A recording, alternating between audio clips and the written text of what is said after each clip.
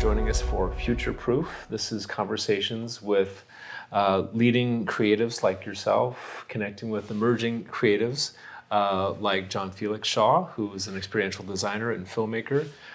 It's such a pleasure to talk with you about your experience as a leading documentary filmmaker. Brett Morgen, thank you for making time to speak with us. My pleasure. Thank you for the nice words. Oh, easy.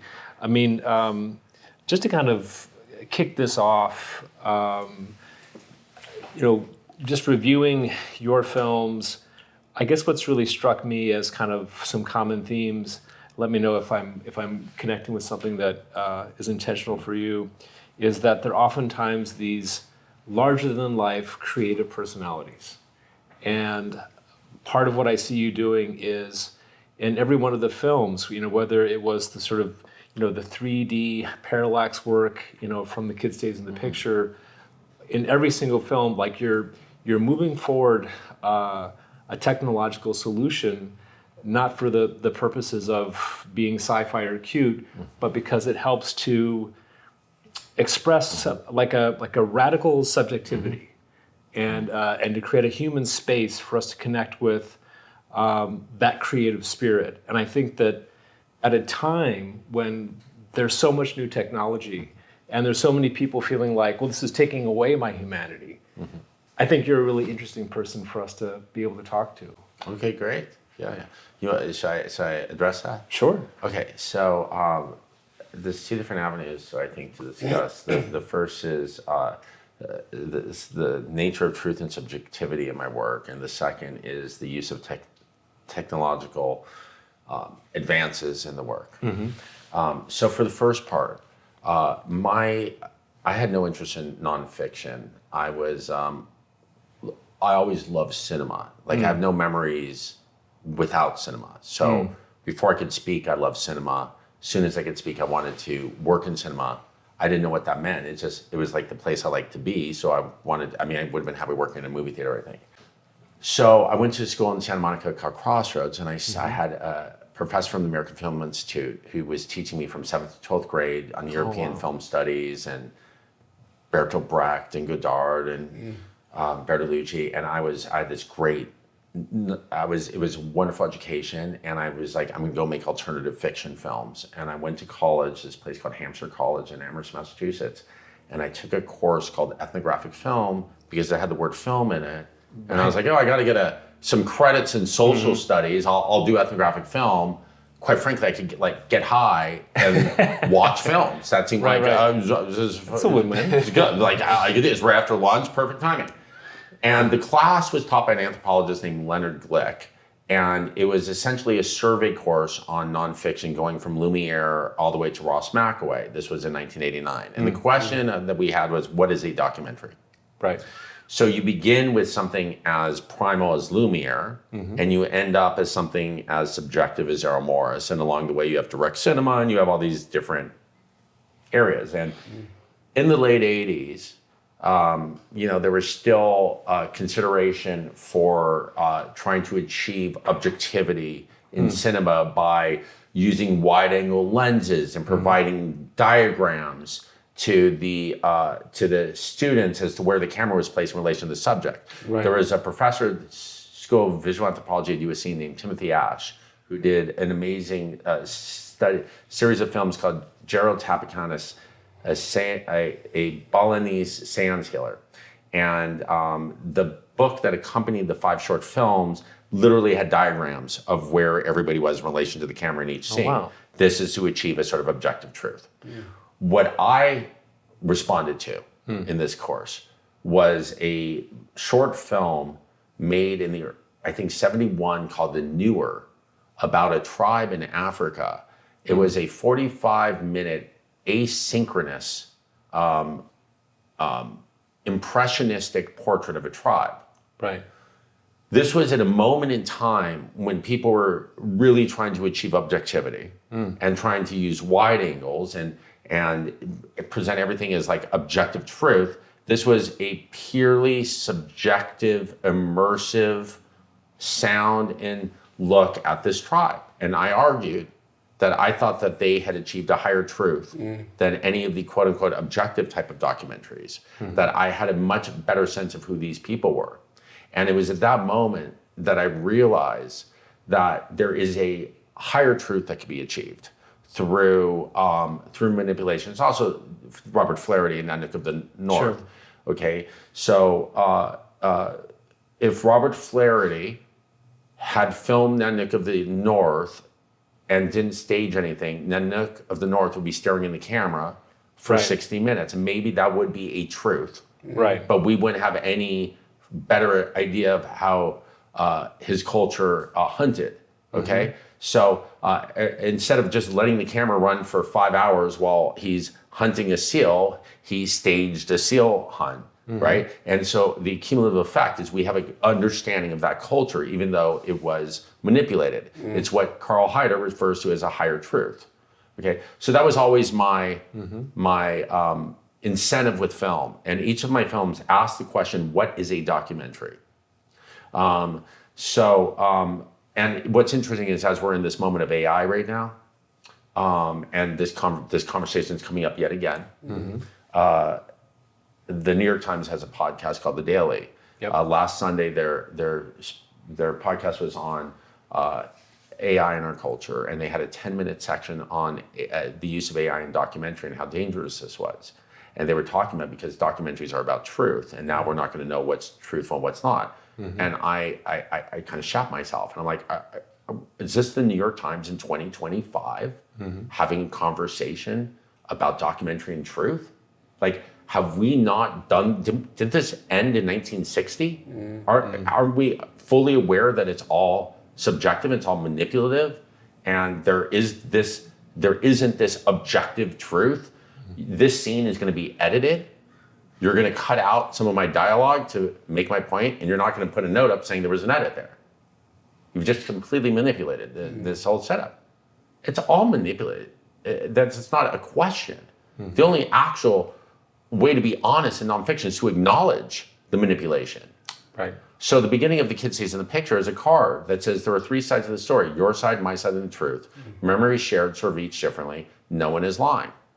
The next thing you see as the card fades out is red curtains. Red curtains tell you you're where? In a theater. Correct. On a stage, in a theater. The curtains part, but you're not on a stage unless you want to interpret it as such, metaphorically. You're in Robert Evans' backyard. I'm presenting it through the lens of artifice and showing an awareness of this subjective nature of the medium that we're about to explore. And that entire film, of course, is Bob telling the story by himself. Right. Unheard of in nonfiction at that point. The photo animation that's employed in that film, now we're going to incorporate technology right into our conversation. So what's interesting to note is that was the first time that After Effects had been employed for feature-length filmmaking. Wow. After Effects in 1999 was a tool for titling, for titles, essentially. All nonfiction film pre-1999 was either, the elements were either shot on a film camera or video camera, or ephemera was shot on an animation stand. That is it. Those were the only tools available. Reenactments, I guess, but limited tool set to represent things. After Effects served two purposes. One, it allowed us to create material for scenes that there was no footage for. Most importantly, the manipulation of the image, which had not been presented prior to that, was our way of communicating to the viewer that this is all subjective, that this has been manipulated. That we're not presenting this as a truth. We're presenting it as a subjective experience. And in that acknowledgement, we're achieving a truth that no other documentaries at that time were acknowledging, except a very few, Chris Marker and a few other people who were on the fringes. So that was that exploration. The film I made after that, which came out in 2007, it was called Chicago 10. And at the time, it was a year before Waltz with Bashir. And it was sort of the first fully animated documentary. Love Waltz with Bashir. And one of the reasons I chose animation was for the thing that we're talking about, that if it's animated, it's obviously a manipulation. Like, no one's going to look at something anime and go, wait, was that real or is it fake? Mm-hmm. So, but then you have to step back and go, is Chicago 10 a documentary or is it not a documentary? So I'm challenging and asking the viewers. And then in terms of the technology, motion capture had been introduced maybe a decade earlier, but never at the independent film level, not a tool accessible to documentarians. So, in fact, when we started that film, that wasn't even a thing. We were going to do hand-drawn animation on the 1s and 2s, and then motion capture. There's a studio that came out in New York, and so suddenly there was a new tool. So now we have something beyond animation stands and archival footage and our original lens footage. We have animation, and it's very specific animation that I can actually get into the characters and manipulate. So I played all 27 motion capture characters in the film. Oh wow! Which which again is it a I don't know if it's a documentary or not. So anyway, I think that I probably very long-winded. Thank you for sharing that. Yeah. It was really inspiring doing some of my research on your work and looking at your documentaries, and something that came through to me was just feeling so immersed in like Mark was saying, these larger than life characters and the lives that they lived. The most recent film I was watching was Crossfire Hurricane with the Rolling Stones, and it was just like, I felt like I was in the room. Mm-hmm. And I think I also heard you talking about going through the Bowie archive and it taking a couple of years or something like that. And I'm curious, like, when you're working with so much material, and to your point about subjectivity and being open about how you're making creative decisions, it is a stage. This isn't fact necessarily, or like objective fact. Like, how do you go about making decisions about what you want to include, and what is that an intuitive thing? Are you feeling into it? I'd love to hear a little bit about your process there. I'm going to go back a second to finish off the thought that we were talking about and you just sort of touched upon. So once I acknowledge that my films are subjective, mm-hmm. And I'm working in the medium of film, the next thing I recognized was that there are truths that can be created in cinema that you can't create in other mediums. I'm working in film. Mm-hmm. If I wanted to understand the facts of your life, I wouldn't work in film. I'd write a book. It could be 2,000 pages. Mm-hmm. A film is 90 minutes. If you condense a film into facts, it's probably like 15 pages. That's called Cliff Notes. That's a fail. If you set out to do a documentary biography and you are attempting to reveal the facts of one's life, you are essentially setting up a fool's errand because you're going to leave out 99.99999999999%. What I've tried to do in film is create movies that are the personification of the subject, that are the experience of the subject. Mm-hmm. They're void of facts and information because that doesn't translate in cinema. You don't go to a cinema to hear facts. You read books, you go to the New York Times. I don't want to go to a movie theater and have popcorn and hear facts. And facts don't tell me anything. There's no truth in a fact. If you take that out of context, it would sound silly. But in the context of this conversation, you understand what I'm saying. There is no truth in a fact. You don't learn anything about Robert Evans by finding out where he was born or what year. That doesn't get you closer to understanding him. Creating a movie that's one endless dissolve speaks to Bob's experience. So in a film like The Kid Stays in the Picture, it's a conscious political act that the film has no straight cuts in the entire film until you get to the last reel. And Bob is in a mental institute. Other than that, the entire film is created with dissolves. Kurt Cobain Montage Effect does not have a single dissolve anywhere in the film. It's all cuts. It's jagged. The edits are a reflection of the subject. So we're limited in nonfiction. Again, you remember we have this limited toolkit, right? We have archival, we have animation now. You have color grading and you have sound and animations, and these are the tools that you have to conjure up the essence of a subject. And so Moonage Daydream, my most recent film about David Bowie, no facts, no dates, no information. There is nothing in there that, no album titles, no song names. For 2.5 hours. How is that a documentary?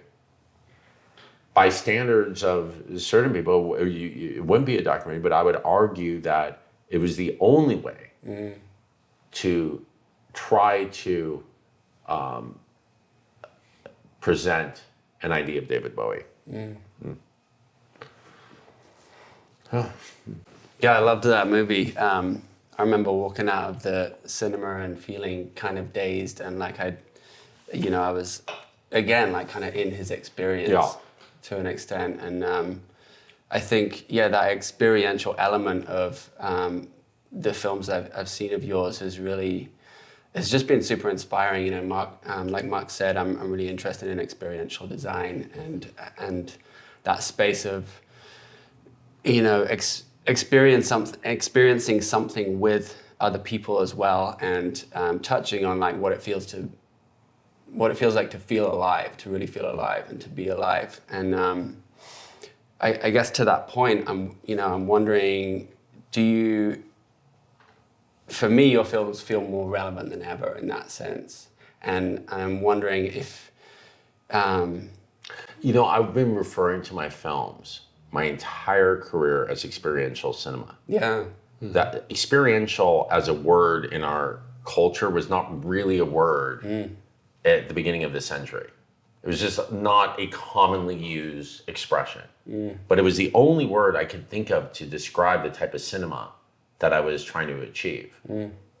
Immersive, yes, but experiential. It's an experience. It's something that you, and quite frankly, meant to be experienced in a cinema, not on television. That's not a snobby, like, you need to watch it in a cinema. It's because I employ sound design to conjure up my characters. And if you don't get that on TV, so you're missing half the letters.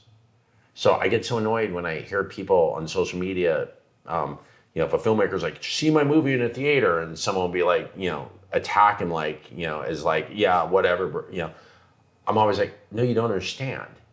It's not like the person's being, snooty. It's you literally are missing central elements if you're not in a cinema and it's designed in Dolby Atmos. So you're like, sound doesn't matter? Like that's like a writer and saying you're pulling out 8 letters of the alphabet.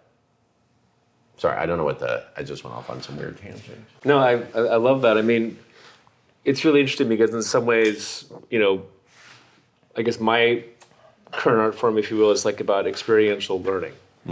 And the way that you were saying, there's no truth in a fact. Yeah. I guess my corollary to that is like, there's no learning in the facts. No. Like if I'm working with students who have every single fact ever at their disposal, then the university has to do something different. Yeah. And I think in some ways it needs to repatriate the body to the mind, and give agency back to each student as a protagonist in their life story. I mean, I think part of what I hear from students, and you can let me know if this resonates, is they say, I feel drained. And I feel like it makes sense because there's so many appeals for their attention. Yeah. And there's so many facts that they're asked to make some space for in their awareness, because there's just oncoming, just barrage of facts and dots and stuff, that can't be montaged together in any sort of coherent way. It's so anxiety inducing to recall being in high school and having to study for a test and memorize things. You're not learning. Mm-hmm. You learn so much more. I'm very fortunate in that, for the most part, the college I went to didn't have tests. Every class, you would write one paper at the end of the semester.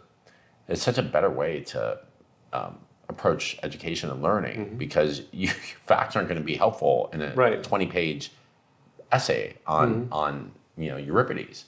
You're going to have to understand and embrace the discourse. So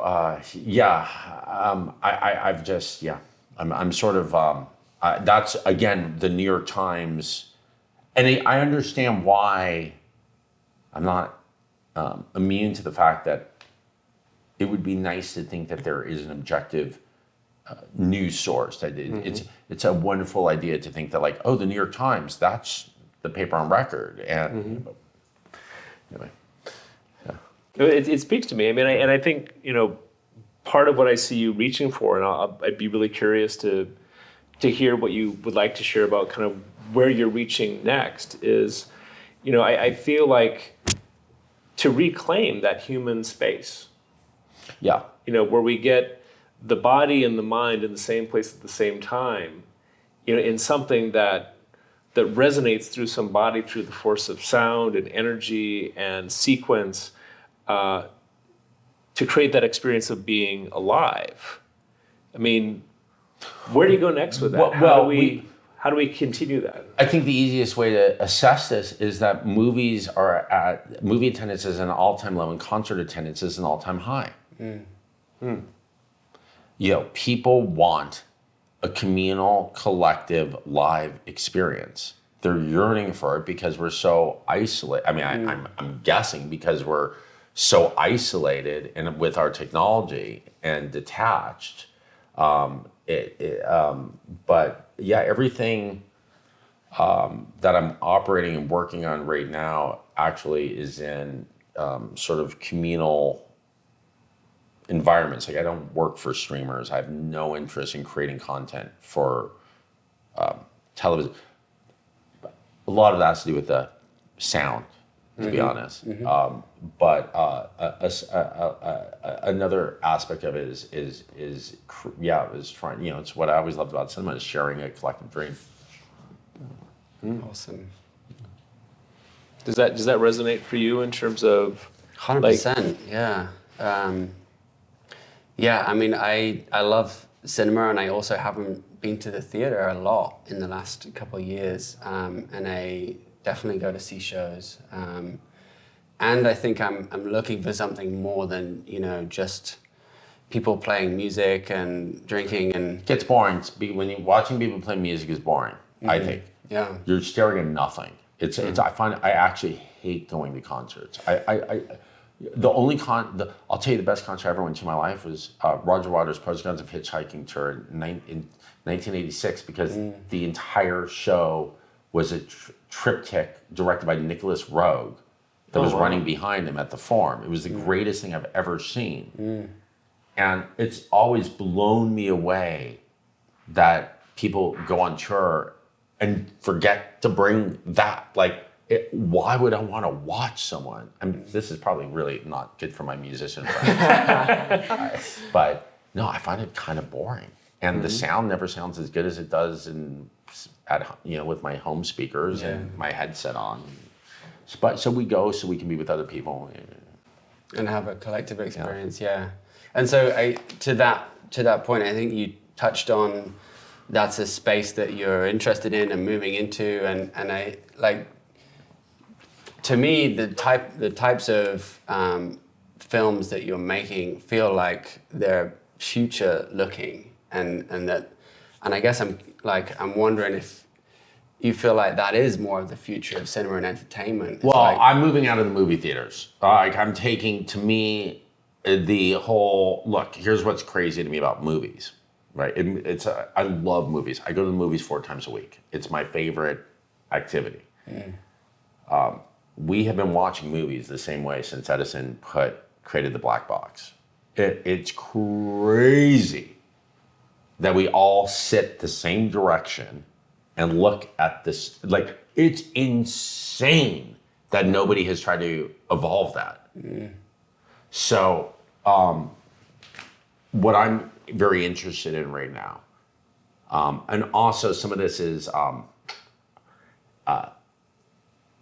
dealing with financial considerations, because if you're only making films for movie theaters, you can't return any investment. It's the theaters take all the profits.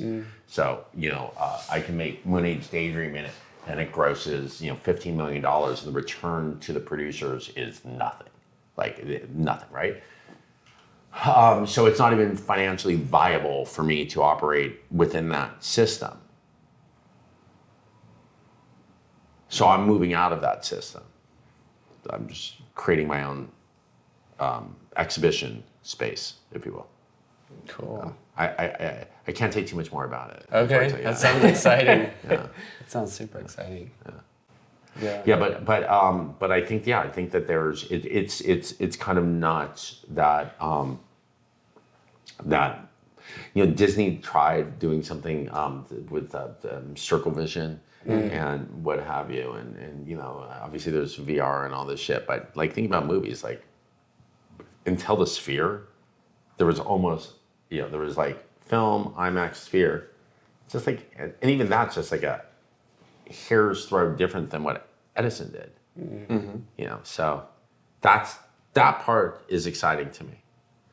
I think that's exciting. I think that's and now we have technology where you can actually like do a lot of different things, right?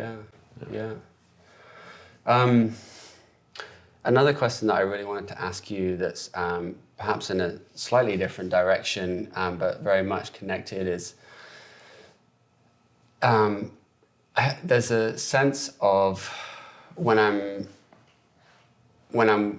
looking, like when I'm experiencing good art, it feels like it incorporates or encapsulates like cultural psyche in a way, or just like it helps to shape culture and it influences people at these very subtle and beautiful levels. And I think what I want to ask is, do you feel that you have a sense of responsibility to your audiences, and if so, what is that? And perhaps another way of asking that is like, what do you see your role as someone that's curating these incredible and complex and moving pieces? This is going to sound so selfish, but my responsibility is to I'm trying to entertain myself. I'm the audience. If I don't like it, why would I want to make it? I make things because I want to see them. Right? So I'm just committed to that truth. And I want to excite. So my films are like, like, what do I like in movies? I like movies that are immersive. I like movies where you don't know what's around the corner, where you can't predict what's going to happen. I like getting lost. I like getting overwhelmed. I like spectacle. It's like a fever dream, right? That's what my movies kind of are like. They're kind, I like Montage. I love Montage because Montage to me only exists in poetry and cinema. It's so uniquely cinematic. The collision of sound and image and how they create this impression. So that's the stuff that like I live for, and I exist to work with a song that moves me and have images to like. That's why my movies are sort of all musical montages, because this just excites me. That's where I'm most passionate, and trying to I want to get on my like. You don't want to sit next to me during one of my own movies because I'm very active and moving, dancing in my seat on the 400th viewing. It's awesome. So like I was supposed to go away this weekend, And then I found out that they were going to be showing Moonage at the Chinese. I canceled my plans because I don't get to see it in IMAX. I haven't seen it in IMAX in 3.5 years. I'm like, oh, I'm so excited to go see it in IMAX so I can live my dream again. Yeah, so so the responsibility, like if you do films on these big icons, you can't really think about like the that level of responsibility in terms of the legacy. It's too much to handle. You wouldn't get out of bed. Yeah. So you just got to go in and say, I'm going to make.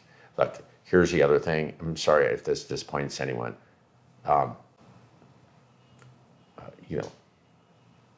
All biography is a form of autobiography. Your version of David Bowie is about you. My version of David Bowie is about me. I had a heart attack right before I made that film. That whole film is David talking to me, telling me I'm putting in all the things I need to hear to survive. Wow. It's very specific. Yeah. You would not make that film. You would make a different film. Montage of Heck is everything to do with my mom, who is Kurt's mom's generational sister. There's a line in that film where Kurt's mom says, is there something better for, there's got to be something better for me. Is this it? Is this all there is? This is like when Kurt's 8. Yeah. That was a whole generation. That movie was created for that line. It was in my script before she said it. Wow. It was the narcissism of the boomer generation who got married too young because they wanted to have sex. Then they turned on TV and the Summer of Love was happening. And they're like, oh, I want to play. I want to be part of this. But they already had kids. So they left their kids to stay home by themselves, and deal with all the traumas, right? And then that generation in turn had children and would never leave their children alone for a second. That's my generation. Right. But so Montage, so all these things, every time, look, everyone in this room, we all do a painting of this, bottle, and it's not about the bottle, it's about each of us and how we see the world.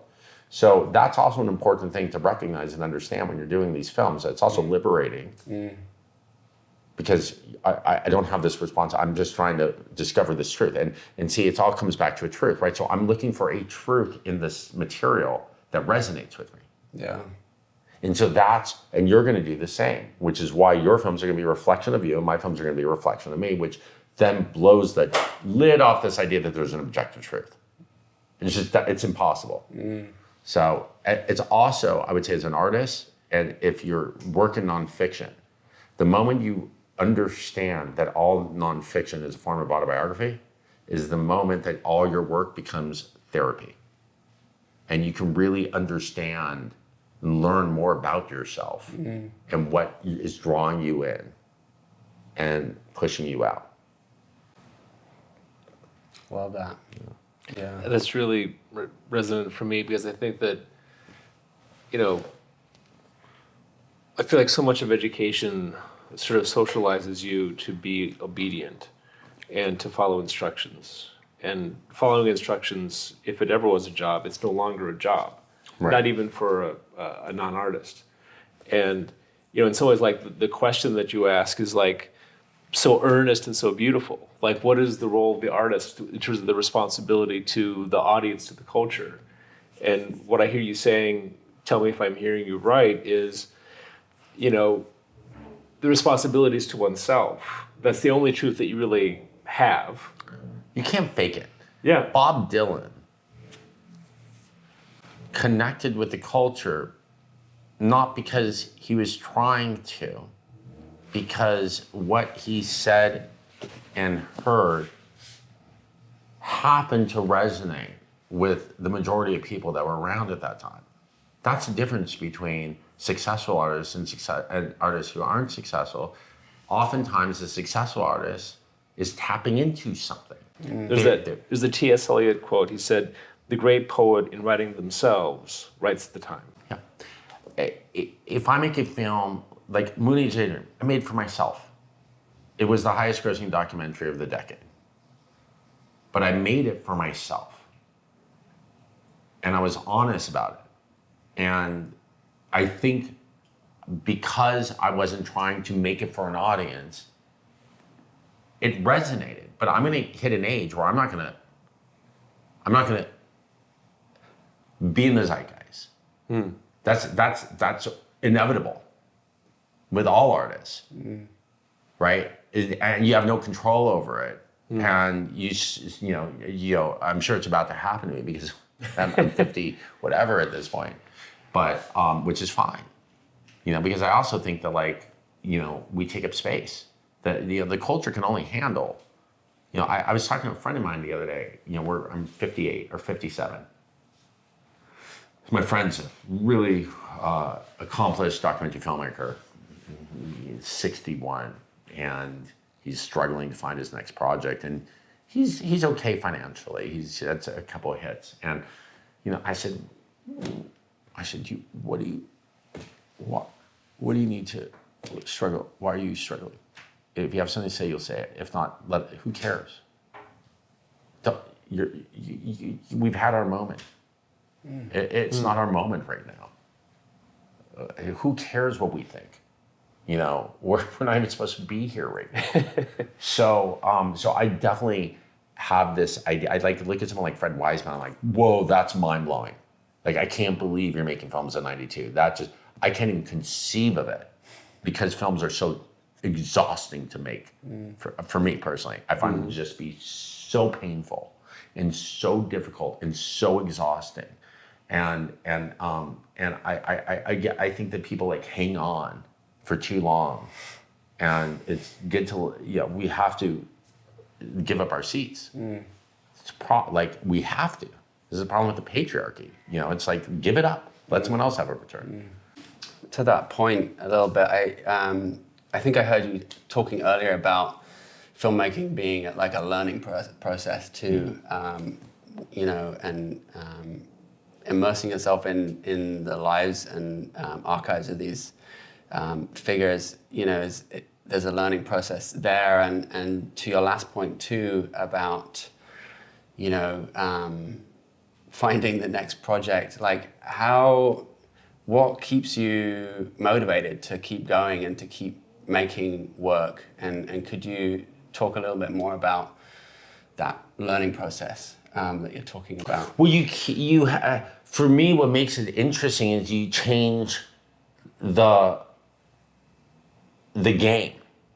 So, Montage of Hack, I approached and I said, okay, I'm going to make a movie that's a third-person autobiography in which the subject's art is the way that we tell the story. The entire story has to be within their art. So that became a challenge unto itself. I failed because at some point I realized Kurt didn't have enough art for me to tell the story I was trying to tell. So I had to go interview people. And that was an epic fail.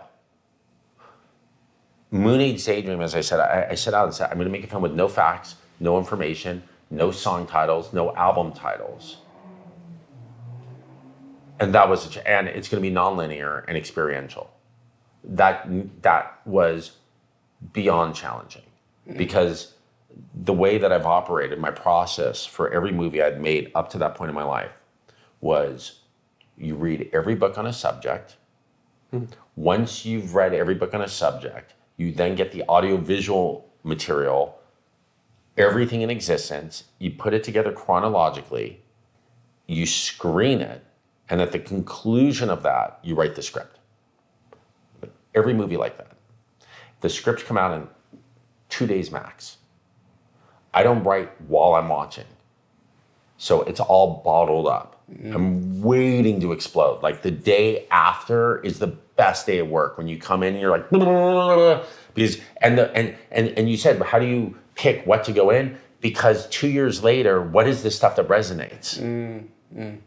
It's that stuff that resonates, coupled with, because I work in theatrical space, the quality of the image. So I always use film elements first, and then I color grade it in my timeline. So my movies are all very linear narratives. They're very simple cause and effect narratives, which is why they're able to be written in a day or two. They're not very layered. They're not and then somes, but I generally have, by the time I finish all that research, I have a point of view. And during the screening process, I'm seeing what elements I have to tell the story I want to tell. Moonage Daydream was 4 years of screening. So for those 4 years, best 4 years of my life, because I didn't really have to work. Wow. Right? I mean, like imagine coming to work every day and and nobody's telling you what to do. And all you're doing is listening and watching David Bowie. It's like, I can't tell you what a good job that is. And then the pandemic happened and everyone in the world was freaking out. And I was like, I was right in here, I had a futon in here with David Bowie. I couldn't have been happier. It was like the greatest period I think I've had creatively. So 4 years later, I have in my schedule, like January 5th, write script, January 12th, start edit. So I gave myself a week. But see, this film was not, I didn't want it to be narrative. I didn't want it to be cause and effect narrative, 3-act narrative. I wanted it to be non-linear. Yeah. I finished screening it. I take pen. Oh, what do you see in minute 8? I had no idea where. I sat in here for 10 months. I didn't get anywhere. I would write essays all day. I knew they weren't going to do anything. They weren't gonna. It wasn't writing the script. I was writing essays about the ideas that would go into the script. But it was just a way for me to justify going home. And my wife said, "How was your day?" I was like, "Yeah, it was good." Because I was not getting anywhere. It was the worst feeling, and yet the greatest creative experience I've ever had. So now, if I set out to do something, if someone pitches me and say, "You want to do a film on, the Police," or I don't know, any band, Tame Impala. And the answer is like, well, that's not a film. You mean like, do I want to do a Wikipedia about Tame Impala? Because that's what it means when you say, do you want to do a film on this person? Do you want to do a film on Jeff Goldblum? It's not Jeff Goldblum's doing this and do you want to document that? It's, they mean the Wikipedia thing. That is so boring to me. That's why I haven't started a film in 5 years. Because it's just like, after Moonage Daydream, how in the world would I go back to the kind of traditional structure? Because it's boring.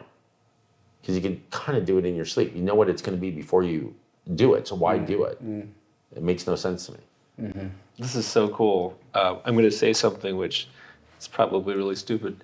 So when I think about like this project, essentially I'm bringing emerging creatives together with established creatives. And if I were to sort of like boil down the subtext of all those conversations, it's like, hi, I want to do what you do. How do you do what you do? Yeah. And then the response, especially for people who are more and more kind of on the creative side, is, I don't know how to do what I do. My job is to do what I don't know how to do.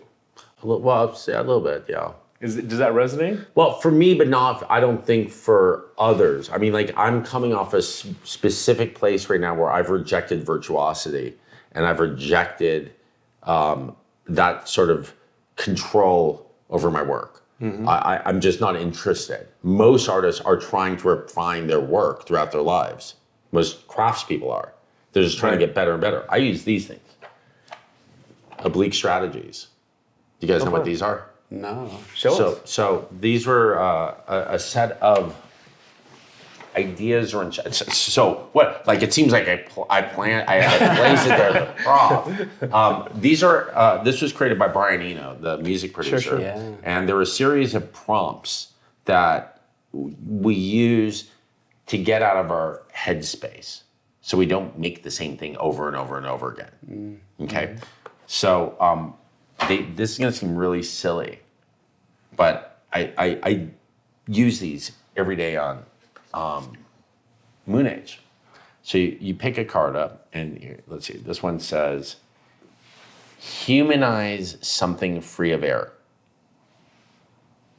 So if you're editing this sequence and you come to this moment, this is your prompt. Can you see that? Yeah. Okay. I'm not sure who the editor is, but this is going to mean something different. Are you the editor? Connor's gonna edit it. So humanize something free of error, right? So when you get to this point of the conversation, you need to kind of embrace that, right? So that's going to mean something different for you. What does it do? It gets you out of all of the shit you were thinking about before you came up to this card. It completely gets you out. And you know what else it does? It seems really pretentious, right? Always a plus. Well, you know what the root of pretentious is? Pretend. To play. Somehow pretentious has become this dirty word in our culture. It's meant to be playful. So we'll pick another one here just to try to make this point. This one says, I don't even know what that word. I would mispronounce that word. That's how, you're the smart one. I'm the dumb one. You just said, I got a dumb question. I can't even pronounce the word I just saw, so I'm going to skip it. This one says, oh, this is so good. This is so good. The inconsistency principle, right?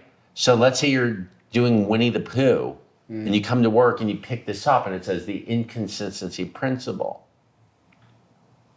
So the way David Bowie used these is he would be in his studio in Berlin, and you'd be a bass player and you'd be a guitarist. And you would show up at the studio to work, and you would say, so what's the song? And we go, there actually is no song today, mate. Pick a card, and you pick this card. It says, state the problem in words as clearly as possible. And I would show that to you. And I'd say, let's go. You would go into the booth, and you would do whatever you thought this was. Then you leave, and you come in. I'm not going to play you what he did. Right. I'm going to give you your own card. And your card says, destroy dash nothing dash the most important thing. If you can't do that, you're not the right musician to be doing this project with. And it takes a very specific musician who doesn't pick this card and go, what the fuck is that? Right. So you have to find someone who wants to play with you. So then this guitar player goes in and does whatever they think this is.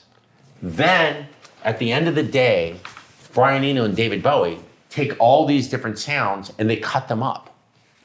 And they make songs like Heroes. Amazing. And it's kind of magic. And it sounds really pretentious, but it works. And I see this as more as something as you get older you need. It's like a crutch, you know, because we start to imitate ourselves, and it's really hard to get outside of that. I'm feeling an invitation to just like riff on this. So like the three cards we got here, I feel like this is like a jam session. Okay. So state the problem in words as clearly as possible. Destroy nothing, the most important thing, both. Humanize something free of error. I guess I feel like there's a 3-act structure here that kind of speaks to me. I mean, if I were to state the problem in words as clearly as possible, the problem is the creative space is being utterly disrupted. This next card, destroy nothing and the most important thing. In the facts of these cards, disruption ends up being something that is essential to the creative process. So, you know, what if this problem that the space is being utterly disrupted is not the problem? It's actually the most important thing. That's our prompt, you know? And I wonder if in this space there's a chance for us to humanize something free of error. Like we are in this moment where we're facing AI, this artificial intelligence, which is clean but maybe it's the prompt that we need. Well, these cards are about celebrating mistakes. This is all. So you want to talk about how to achieve humanity in a mechanical age. these cards reject virtuosity. My years of training can't prepare me for use an unacceptable color as a creative prompt. Nothing I learned in school prepares me for that, right? So yes, this is very empathic in that sense. Yeah, but AI could create their own oblique strategies. I don't want to demonize myself, but I'm so excited about AI. I've been waiting for this moment. I've been trying to do AI. The kid says in the picture, if I could have created an AI Bob Evans to do the voice, my life would have been so much easier. That guy wouldn't talk about anything, any of his transgressions. Oh, wow. The week before he premiered that film at Sundance, my voice was doing Bob about doing all of his cocaine and murder stuff. I would have been thrilled if I could have generated So I'm always looking for what technology can we use to tell our stories, because that's exciting. That's liberating. Like the idea that I could generate archival footage. The fact that people think that's dangerous. I mean, I'm not that guy. Because see, in my world that I do that, I'm going to tell you I'm doing it. Right. It's going to be built into in fact, I'm developing a film now that's so it's about the author Ray Bradbury. And if you know anything about Ray Bradbury's work was all about artificial intelligence, or his writings were all about artificial intelligence. And I'm creating I'm using all of his writings and creating an AI Ray that's based upon all of the media that he's generated. I'm going to have the AI Ray write the treatment for my Ray Bradbury film, which is a film that the film is about some astronauts in 2077 find a memory core on Mars, and they plug it in, and it's AI Ray Bradbury, who was a colonist on Mars 80 years ago. And the entire documentary is going to be not about Ray Bradbury, the writer who lived on Earth, but about Ray Bradbury, the writer who lived on Mars. That's brilliant. And yet in the film I'm doing, the AI glitches out and synthesizes Ray's actual biography with his short fiction stories. And so you don't know what's actually from his biography and what's fiction. And every image will be generated. And it's either going to feel totally fake or totally honest. But that's about me as an artist and how I filter these images, right? So I'm very excited about the possibilities, because again, these are all new tools, and the idea is, what can I use, what can I incorporate to bring you to life? What can I do to conjure up? So why would AI be a bad thing? You know what Ken Burns did? He had actors read letters with still photographs. It's really boring. That doesn't bring history to life I don't think that appeals to the way we learn and take in information today. I think it's kind of boring, or I think audiences might find that approach to have merit and value, but kind of be like you're speaking from a different era. So I love this idea that I can use technology to bring history to life in a way that your generation recognizes. Because if I presented a traditional Ken Burns, like Civil War, to you, more than likely, it may seem a little distant.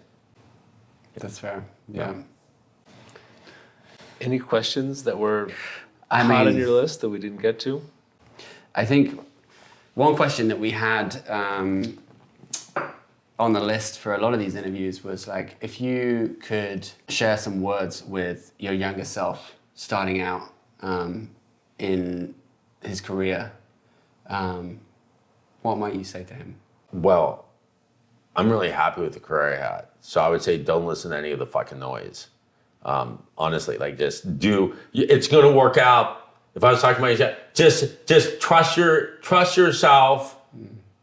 Know this, that the executive you piss off, by the time you do your next film, probably won't have their job, but your film is still going to be your film. It's probably the worst advice I could give anyone.